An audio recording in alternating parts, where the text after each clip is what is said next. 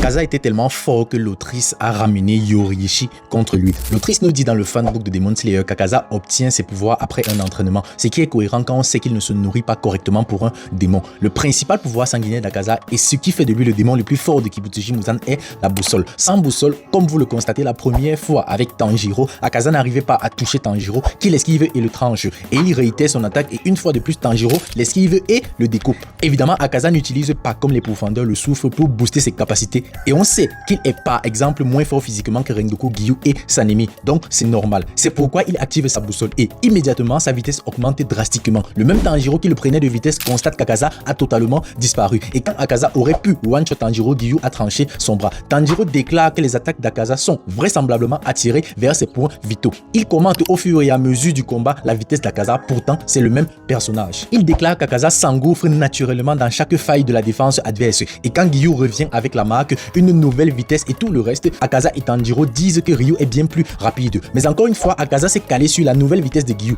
donc sa vitesse a encore augmenté. En plus de détecter naturellement l'adversaire, peu importe sa position dans sa boussole, Akaza répond aux attaques adverses avec une attaque de même force, vitesse et précision à chaque fois. Et plus le combat dure, plus il anticipe les techniques adverses. En résumé, il détecte son adversaire, il répond aux attaques avec des contre-attaques de même force, de même vitesse, de même précision. Lorsqu'il attaque lui, il est naturellement attiré vers les points vitaux adverses, un peu comme un aimant. Il est naturellement dirigé vers les failles défensives adverses. Si la vitesse adverse augmente, la sienne aussi, et il anticipe les techniques adverses. Un carnage vivant qui a tout abandonné pour le combat. Évidemment, l'autrice n'avait d'autre choix que de ramener le territoire suprême de Yoriichi, la seule arme qui désoriente totalement Akaza, l'Anata. Comme vous l'avez constaté au début, sans sa boussole, Tanjiro seul le prend facilement. Et donc, en entrant dans le territoire suprême, toutes les capacités octroyées par la boussole disparaissent et en bonus, Akaza est désorienté. La force d'Akaza est si grande qu'après lui, l'autrice n'a plus jamais jugé pertinent de faire rentrer Tanjiro dans le territoire suprême, de faire rentrer Tanjiro dans la même sphère que Yoriichi. Abonnez-vous.